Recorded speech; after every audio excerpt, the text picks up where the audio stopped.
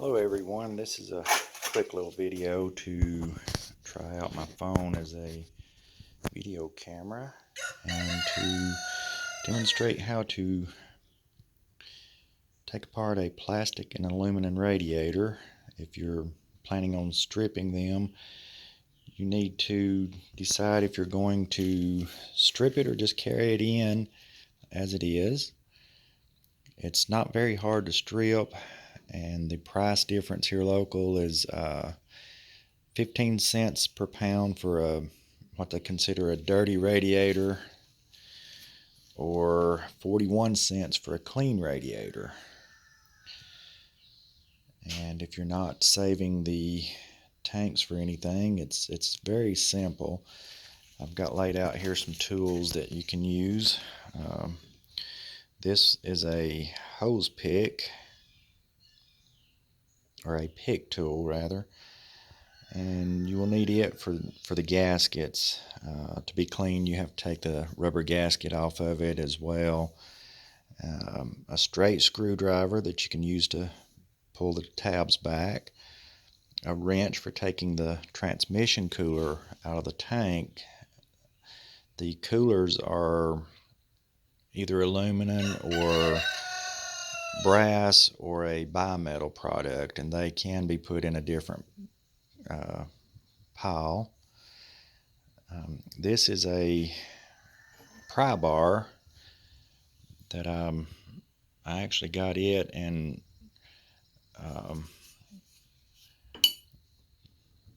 filed down the ends of it to make it to where I could use it instead of the screwdriver. And this is the pliers that professionals use to pull the tabs back. It's about $75. I do not suggest you purchase that unless you're doing a whole lot of radiators or plan on working in the business. So this radiator, I weighed it before I started. It's about 6.5 pounds, and I believe it's going to weigh roughly 5 pounds when it's stripped. And the straight screwdriver, you just put it in there and give it a little twisty motion. And it does take a lot longer using this method.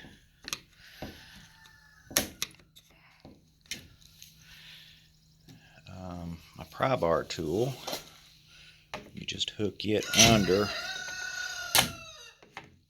and just roll it on the radiator, and it does about the same thing and is a little bit quicker. And then just do the same on the ends. I used my other tool to strip most of this radiator so that it would be a quicker process. And I don't know if I showed you already, but this is what a transmission oil cooler looks like. It's hollow, and the transmission fluid just runs in one end and out the other, and the antifreeze coolant runs between it and around it to cool it. And that one is brass, so it will be going in my yellow brass pile. And I'm assuming this one's going to be the same. And on them, you want to take them loose before you take the tank off. It'll be a little easier that way, because you can hold on to the whole radiator other than having to hold on to the tank. And you can use adjustable pliers or a wrench, but you just put it on there. And of course I'm trying to do this one-handed, and they are pretty tight, so I'm going to have to use both hands to do that.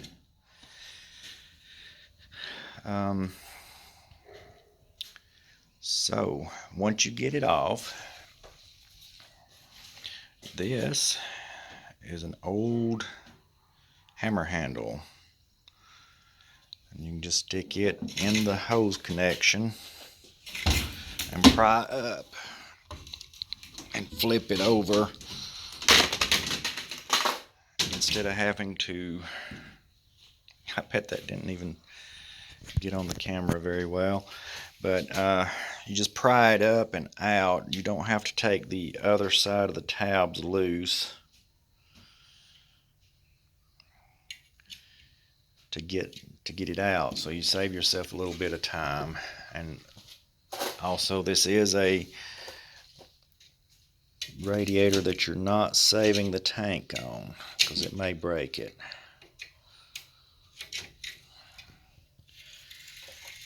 And then you just pull your gasket out,